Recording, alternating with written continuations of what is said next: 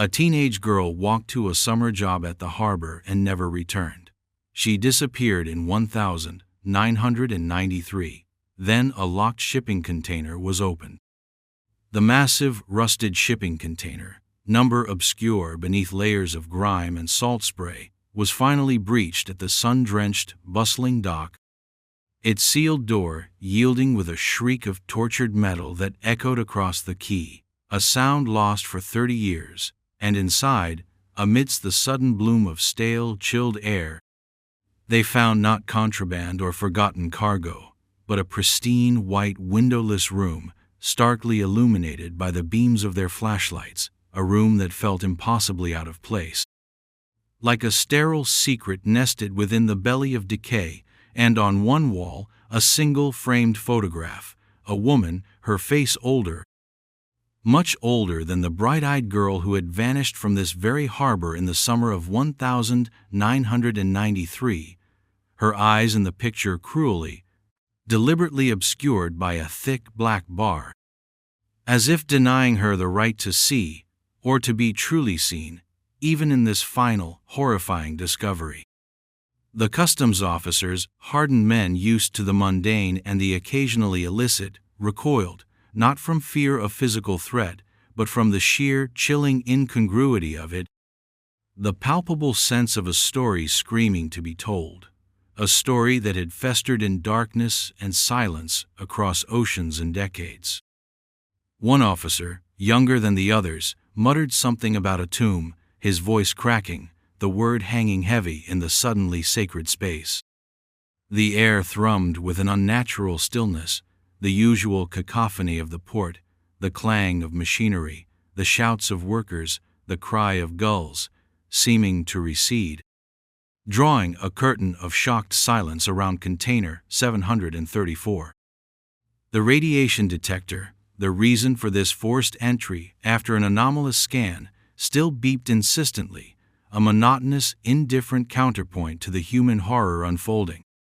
It wasn't a high reading, not immediately lethal, but persistent, unusual, enough to flag the container for special attention after it had been offloaded from a cargo ship that had seen ports from Singapore to Rotterdam, its final destination this unassuming, almost forgotten berth. They had expected hazardous materials, improperly declared, perhaps decaying industrial waste. They had not expected this. This silent, sterile chamber, this cold white womb that had evidently held not just equipment, but a life or the ghost of one. The photograph was the undeniable focal point, magnetic in its horror. The woman's features, though aged and partially hidden, bore an undeniable resemblance to the missing person posters that had once papered the city, then faded into local legend. A cautionary tale whispered by parents to errant teenagers, Sarah Jane Maxwell, 18 years old, walked towards the West Pier for her summer job at the Little Seafood Shack, the sun warm on her face, a new Walkman clipped to her belt, and never arrived.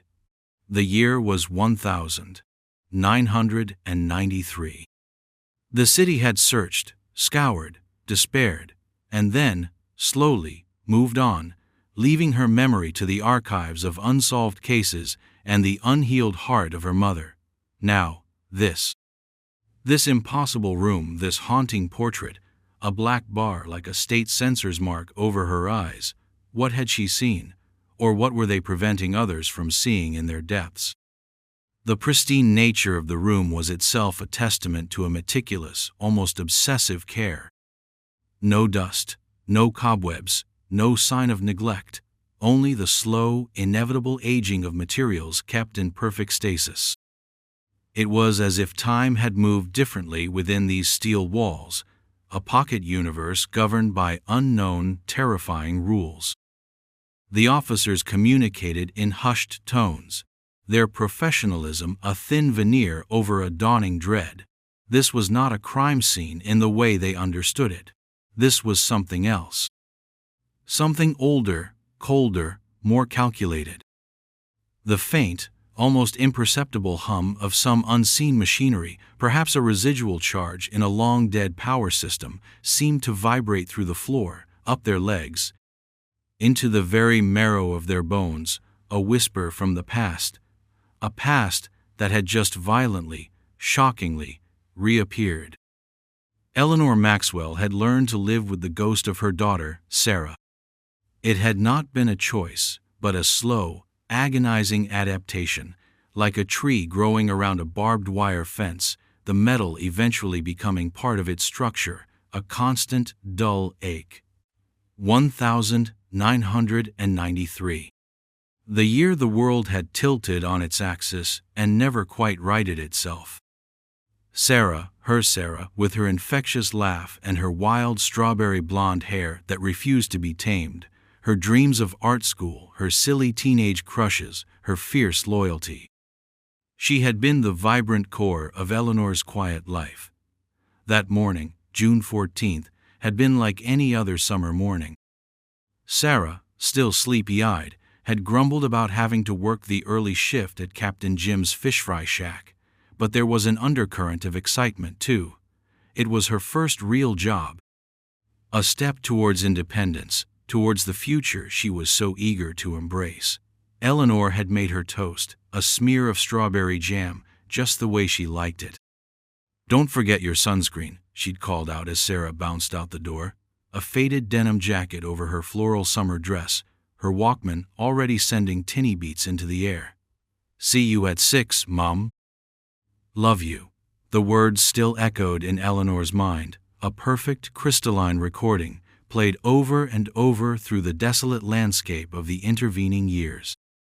The initial hours after Sarah failed to return home had been a knot of anxiety, tightening with each unanswered call to the shack, each passing minute on the kitchen clock. By nightfall, the knot had become a cold, hard stone of dread in Eleanor's stomach. The police, initially reassuring, teenage girls they sometimes forget to call, they run off with friends, had slowly, inexorably, shifted to a graver tone. The search began. Volunteers, hundreds of them, combed the harbor, the beaches, the wooded areas bordering the town. Sarah's face, smiling out from hastily printed flyers, became ubiquitous, a silent plea on lampposts, in shop windows, on community notice boards. Days turned into weeks. The national news picked up the story for a brief, sensational period, then moved on to fresher tragedies. The volunteers dwindled, the police scaled back their active investigation. But Eleanor never stopped. Her life became a singular, relentless quest. She walked the route Sarah would have taken, over and over, searching for a dropped earring, a discarded piece of paper, anything. She interviewed Sarah's friends, her teachers, anyone who had seen her that day, searching for a nuance, a hint, a crack in the wall of unknowing. She learned to navigate the bureaucratic maze of police departments, private investigators, the occasional charlatan offering false hope for a price. Her small house became a shrine, Sarah's room left untouched, a teenage sanctuary frozen in time, clothes still draped over a chair, books open on the nightstand, the scent of her perfume. Or perhaps Eleanor's desperate imagination of it, still faintly lingering. Hope, that cruel, resilient thing, had eventually withered, not into despair, but into a kind of suspended animation, a quiet, unwavering refusal to forget, to let Sarah become just another cold case statistic. She knew, with a mother's certainty that defied logic and evidence, that Sarah hadn't just run away. Something had happened, something terrible. And now, 3 decades later, the telephone's shrill cry would shatter the fragile peace she had so painstakingly constructed, a peace built on the shifting sands of memory and resignation. The call came on a Tuesday, a gray, listless afternoon that mirrored the quiet landscape of Eleanor's soul. Detective Miller, a name she didn't recognize, his voice young but carrying an uncharacteristic weight, a careful hesitance that immediately set her nerves on edge. "Mrs. Maxwell? There's been a development, a discovery at the port. We think it might be related to Sarah." The words were like stones dropped into a still pond, the ripples spreading outwards, shattering the surface of her meticulously maintained composure. The port. Always the port. The place where Sarah's journey was supposed to have begun, and where, it seemed, it had ended, or at least been brutally interrupted. Eleanor felt a cold wave wash over her, the years falling away, the old, familiar agony surging back with a terrifying, fresh intensity. She agreed to meet them, her voice a hoarse whisper she barely recognized as her own. The drive to the station was a blur, the familiar streets of her town suddenly alien, hostile. She clutched Sarah's graduation photo, the one she always carried, its edges softened with time and touch, a talisman against the encroaching darkness. At the station, the atmosphere was subdued, somber. Detective Miller, a kind-faced man with tired eyes, led her to a small private room. There was a woman with him, a victim's advocate, her presence a silent acknowledgement of the gravity of what was to come. Miller began slowly, carefully, explaining about the shipping container, the unusual radiation scan, the forced entry. He spoke of a sealed room, a sterile environment. And then he laid a photograph on the table.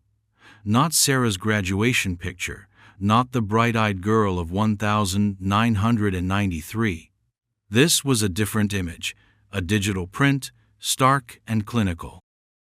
A woman's face, recognizably Sarah's, yet undeniably older, lines etched around a mouth that seemed to have forgotten how to smile. And the eyes, those vibrant, expressive eyes Eleanor knew so well, were hidden, obliterated by a crude black bar. A gasp escaped Eleanor's lips, a sound torn from the deepest recesses of her being. "That's her."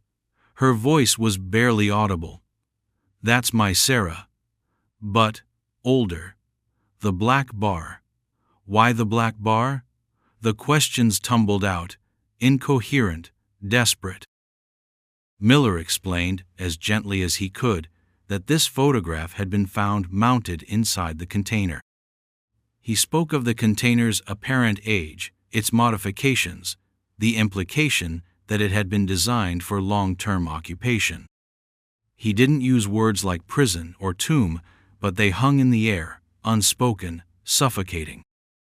The news began to filter out, first as whispers among port workers, then as hushed reports on local news channels, and finally exploding into national headlines. The girl in the container. The harbor mystery solved?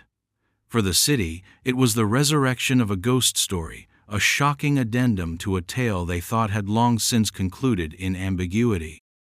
For Eleanor, it was the beginning of a new nightmare, a horrifying re-engagement with a grief she had carried for a lifetime, now twisted into a new, even more grotesque shape. The not knowing had been a special kind of hell, but this knowing, this glimpse into a reality far darker than anything she had allowed herself to imagine, threatened to consume her entirely. The world, which had shrunk to the manageable confines of her small house and her carefully curated memories, suddenly expanded, revealing a vast, terrifying landscape of unimaginable cruelty. She looked at the photograph again, the woman with Sarah's face and blanked-out eyes. Who had she become? What had they done to her? And the most unbearable question of all, was she still alive? The forensic teams descended upon container 734, transforming the grimy section of the dock into a hermetically sealed zone of intense, methodical activity. Dressed in sterile white suits, they moved with a grim precision, their every action documented, every particle collected, every surface scrutinized. The medical room, as it was now grimly referred to, was indeed pristine, almost unnervingly so. Its white seamless walls were made of a dense, non-porous polymer, resistant to mold, bacteria, and, it seemed, the passage of time itself. There was a single, narrow bed, more of a cot, bolted to the floor, its thin mattress covered with a similar sterile material. A small, integrated sink and toilet unit, also molded from the same polymer, suggested a self-contained, long-term occupancy. But it was the wall opposite the door that drew the most attention, not just for the haunting photograph of the aged Sarah, but for what was embedded within the wall itself, a faint outline, barely perceptible, of what might have been a sophisticated monitoring panel, now removed, leaving only a ghost of its presence. There were no personal effects, no books, no letters, no clothes other than a single gray, shapeless garment folded neatly at the foot of the cot, made of a coarse, unidentifiable synthetic fabric. It was as if the occupant had been deliberately stripped of all individuality, all comfort, all connection to the outside world. The only anomaly in this sterile environment, apart from the photograph, was a series of almost microscopic scratches near the floor by the bed, barely visible to the naked eye. Discovered by a keen-eyed technician.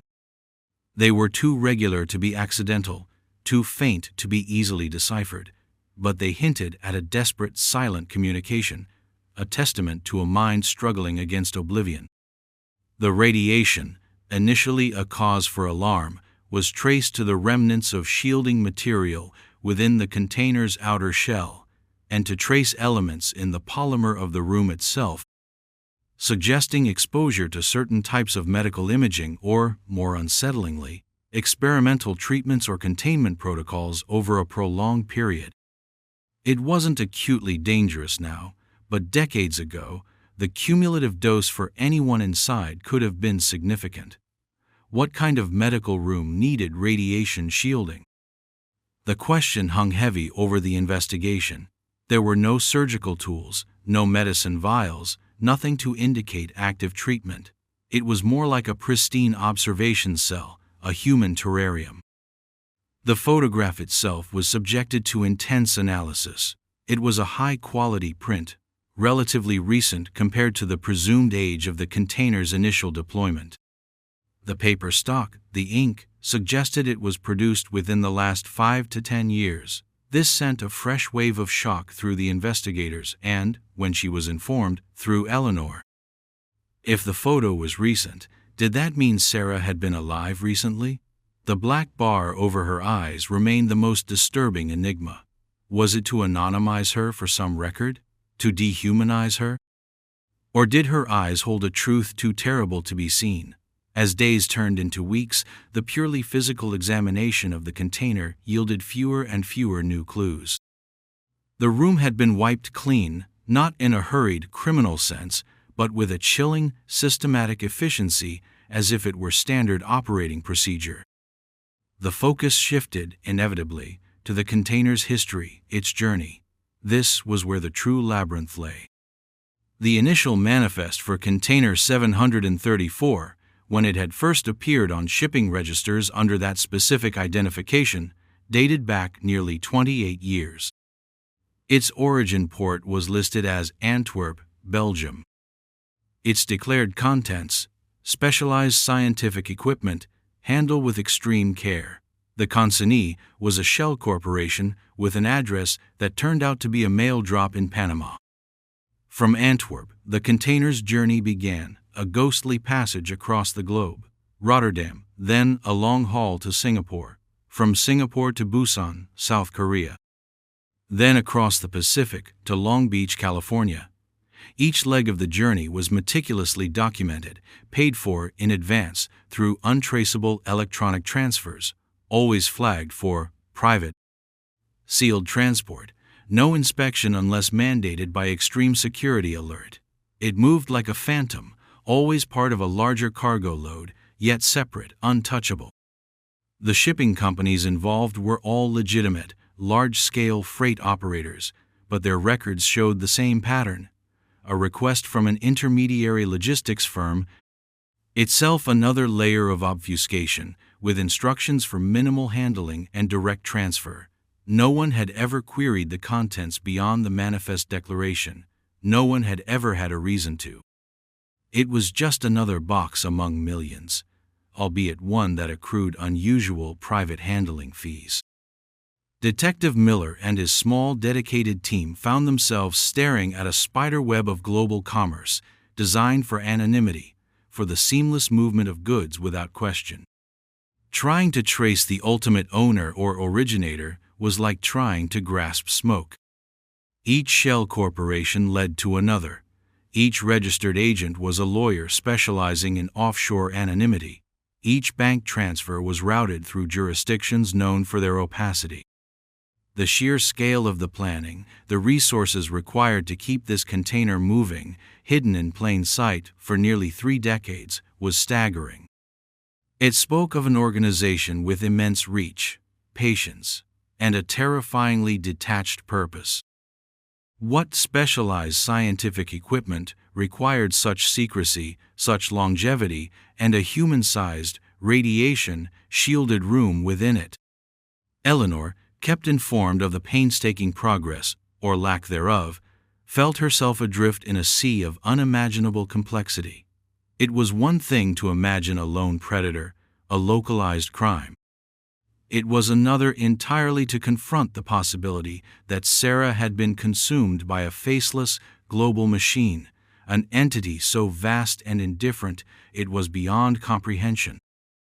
The photograph, the aged Sarah with the black-barred eyes, became her constant companion, a source of both profound grief and a burning, desperate need for answers. Who were they? Why Sarah? And where had the container been in those first crucial years after 1993, before its official first appearance in Antwerp? There was a gap, a 2-year void, that haunted Miller.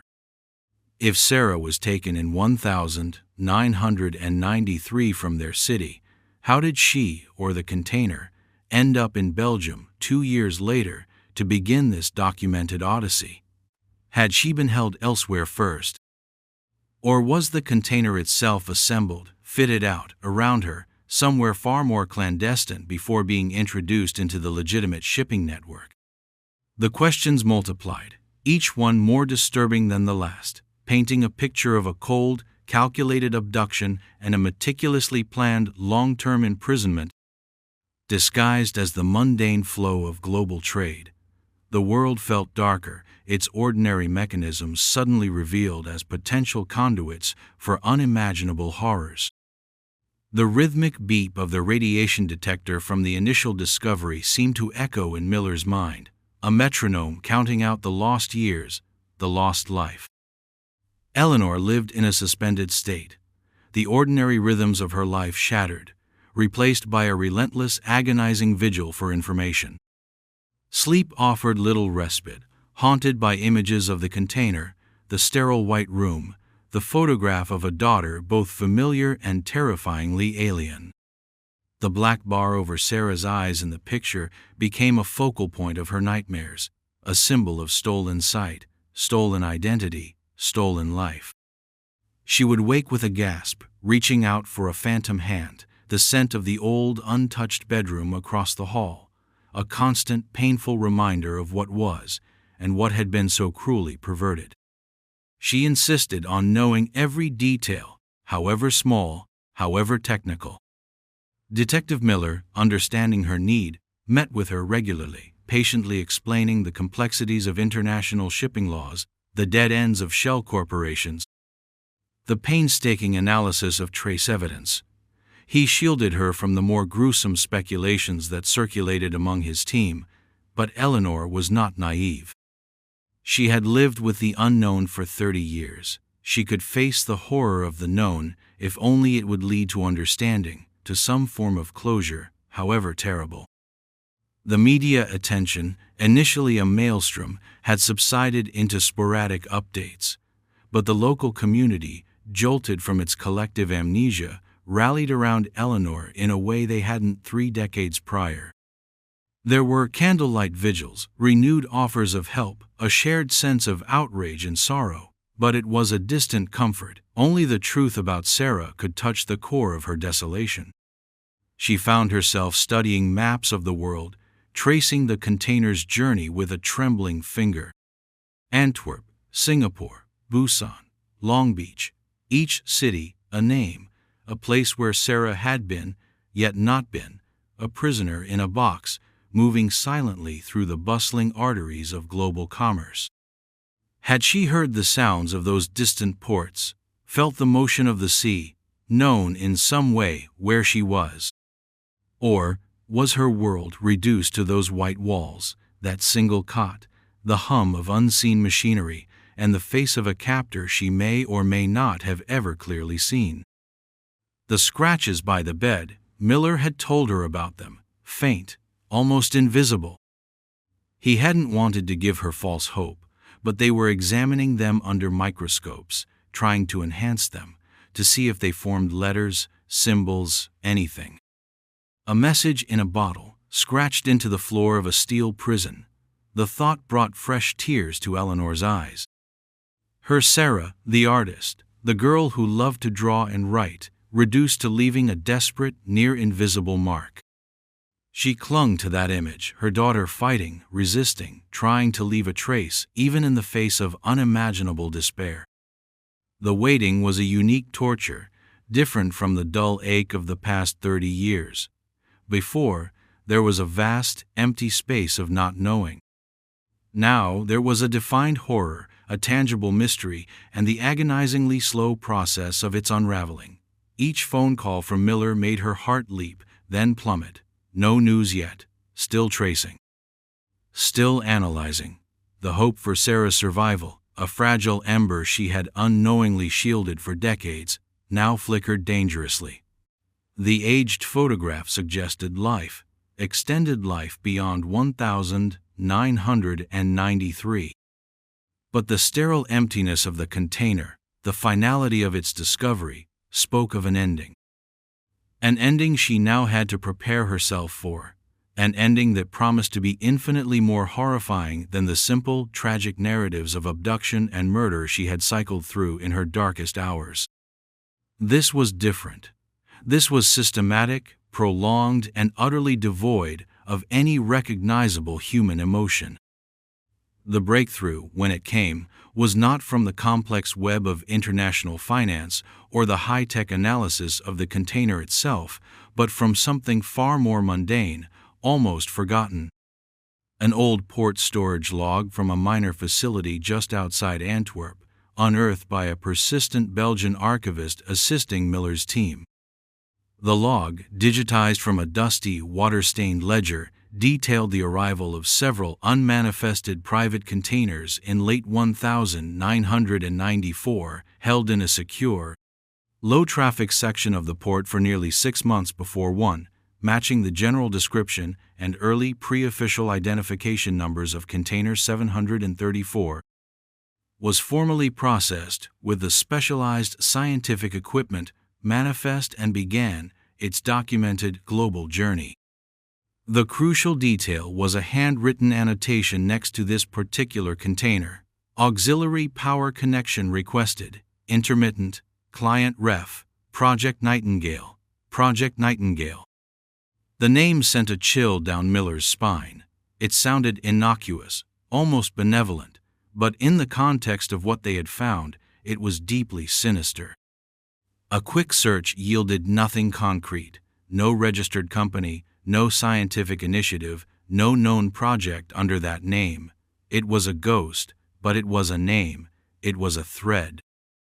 The Belgian archivist also found a heavily redacted internal memo from the Port Authority of that time, referencing concerns raised by a junior customs officer about the unusual nature of these private containers, specifically the one requiring intermittent power. The officer had noted a faint, almost undetectable humming sound and a slightly elevated temperature on its outer skin on one occasion. His concerns were dismissed, noted as client confidentiality paramount for sensitive research materials. The officer, it turned out, had retired years ago, but was still alive. Living in a small coastal town, Miller and a Belgian colleague made the journey. The retired officer, a man named Luc Thys, was elderly, his memory clouded by time, but the mention of Project Nightingale and the powered container sparked a flicker of recognition. He remembered the containers, vaguely. He remembered being told to mind his own business. But he did recall one more detail, something he hadn't put in his report because it seemed too fanciful. too unprofessional. He had once seen a woman, very briefly, near the restricted storage area where the Nightingale container was kept. She was always with two men, stern-faced, dressed in dark, unremarkable suits. The woman, he said, was striking, not beautiful in a conventional sense, but with an intensity, an air of cold authority. He remembered her because she once looked directly at him, a look that made him feel like a specimen under glass. He couldn't describe her face in detail, only the impression she left, power, and something unsettlingly clinical. He also remembered seeing specialized medical waste disposal trucks, unmarked, visiting that section of the port at odd hours. This was it. The container wasn't just for transport, it was an active facility, at least during that period in Antwerp. The intermittent power was likely for life support, for environmental controls, for whatever observation was taking place within. The medical waste suggested procedures, or at least biological processes, were being managed. The aged photograph of Sarah, taken perhaps 5 to 10 years ago, now made a horrifying kind of sense.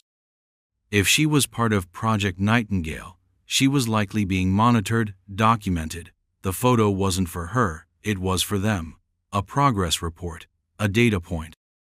The term Nightingale began to feel like a cruel mockery, a perversion of Florence Nightingale's legacy of care, twisted into something that served an unknown dark science. The scratches on the floor by the bed gained new significance. They weren't just random marks, they were a desperate attempt to assert existence in a place designed to erase it. The term, Project Nightingale, became the relentless focus. With a name, however obscure, digital trails could be followed, old, archived databases cross-referenced, seeking any whisper of its existence. The initial searches were fruitless, yielding only references to legitimate nursing programs or ornithological studies. But Miller's team, now collaborating with international cybercrime units, dug deeper into the murky depths of the dark web, into leaked documents from defunct intelligence agencies, into the forgotten corners of scientific research funding from decades past. Weeks of relentless caffeine-fueled searching finally yielded a hit, a deeply encrypted file fragment recovered from a server that had been seized years ago in an unrelated investigation into illicit arms trafficking. The file was heavily corrupted, but a persistent analyst managed to reconstruct a small portion of its header. Nightingale Protocol, Subject Acclimatization Data, Phase 1B. It wasn't much, but it was confirmation.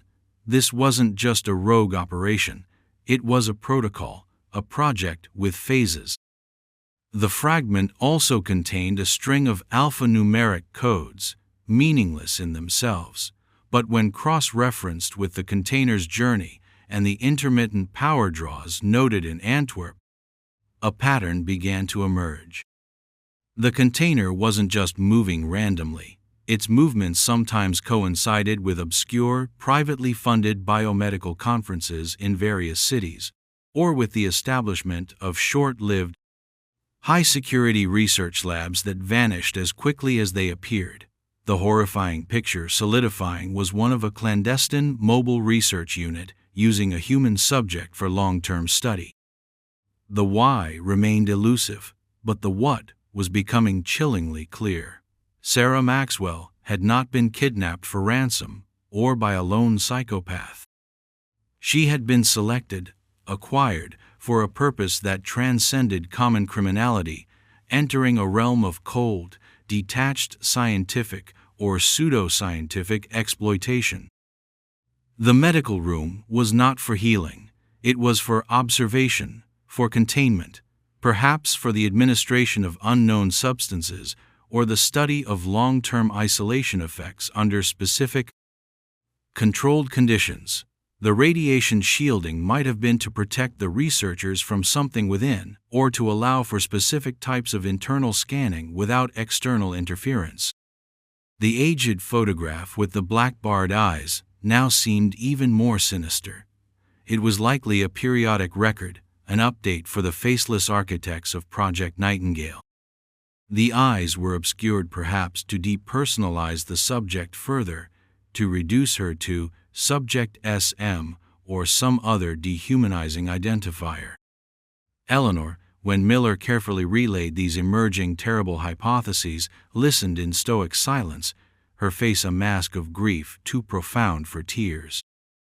The image of her daughter, not merely imprisoned, but as a living experiment, an unwilling participant in some grotesque, unending study, was an almost unbearable weight.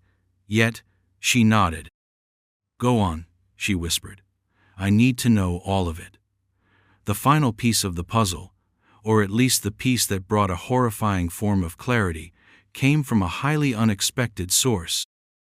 An anonymous email, sent through multiple encrypted relays, arrived in Detective Miller's inbox.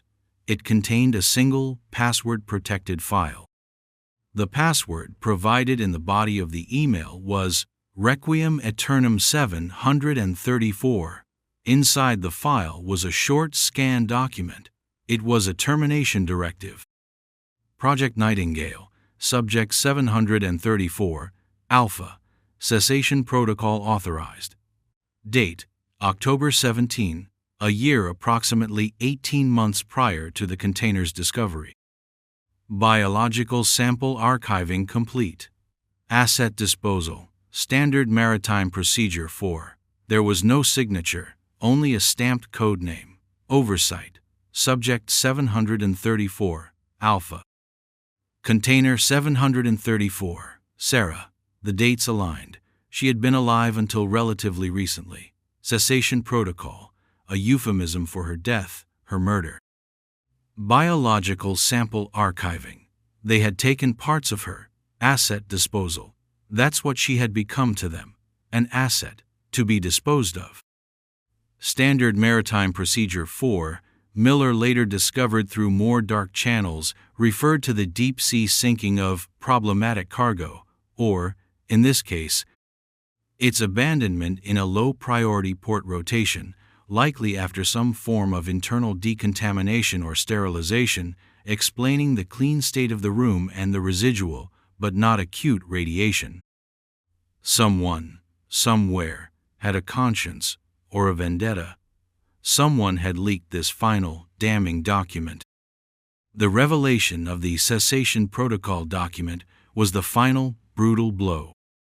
Sarah had been alive for almost 3 decades, a captive, an unwilling subject in a monstrous, unending experiment, only to be terminated when her usefulness apparently ceased. Her body reduced to biological samples and her final vessel, the container, slated for disposal like common refuse. The cold, bureaucratic language of the directive, Asset Disposal, Standard Maritime Procedure 4, was perhaps the most chilling aspect of all.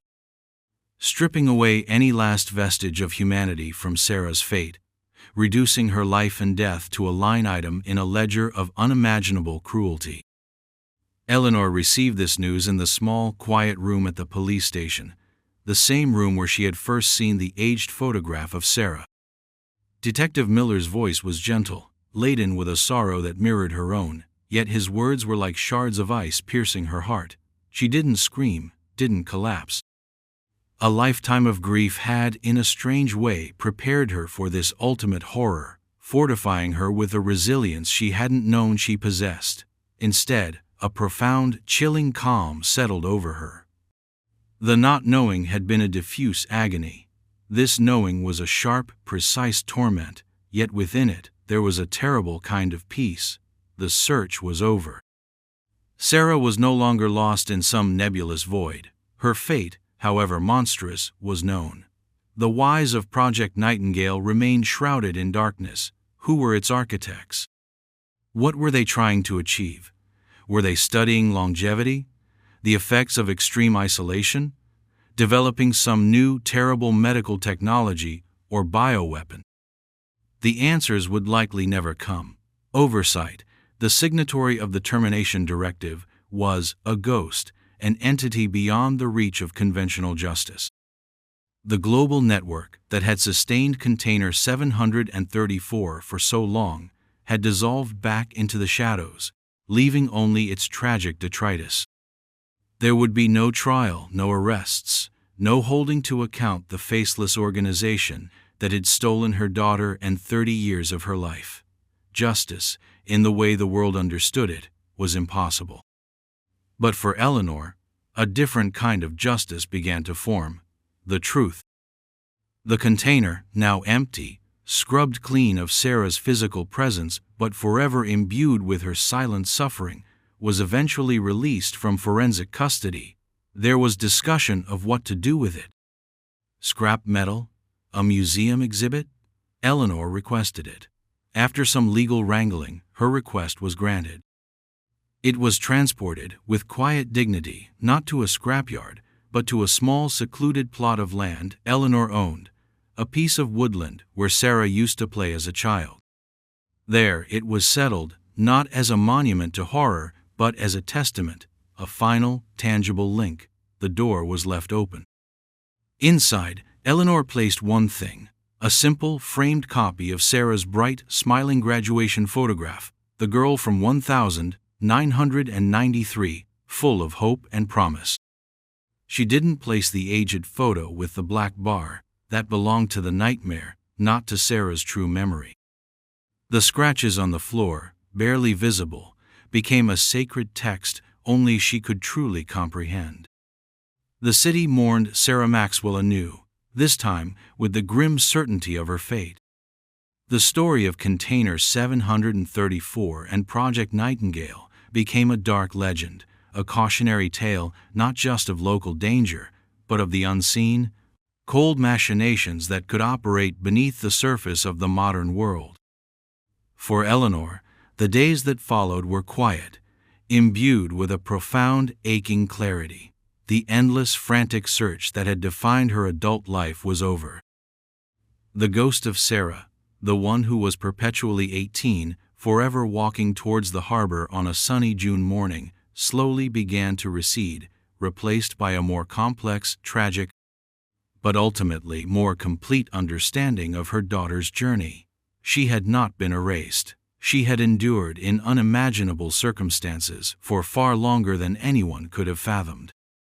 Her life, stolen and perverted by Project Nightingale, had nonetheless been a life, a testament to a spirit that had scratched its existence into the floor of its prison. Eleanor often visited the container in the woods. Sometimes she would sit inside on a small stool she brought, looking at Sarah's young, smiling face, and feel not the horror of the sterile white walls, but a strange, sorrowful connection. This was the last place Sarah had been.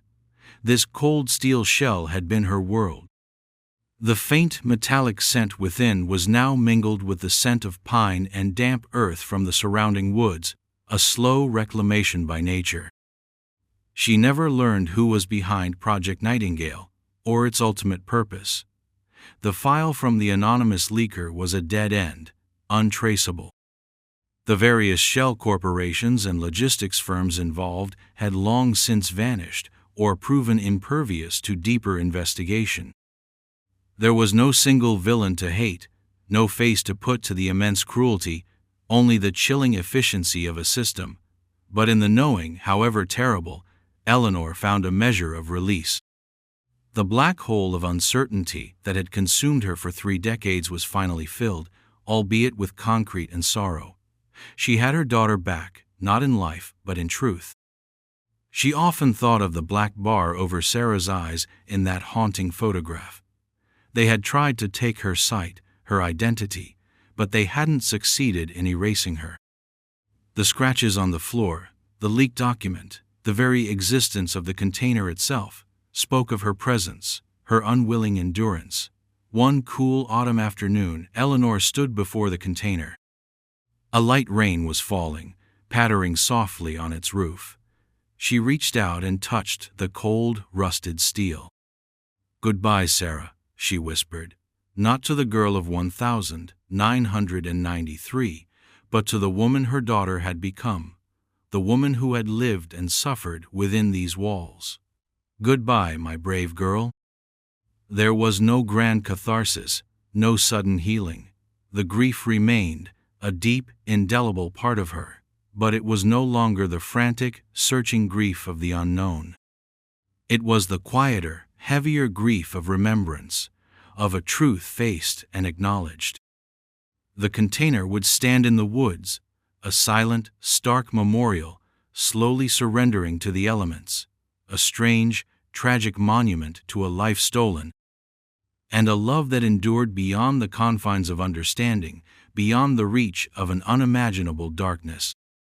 The resilience was not in forgetting, but in carrying the full, terrible weight of knowing, and still choosing to breathe, to remember, to honor.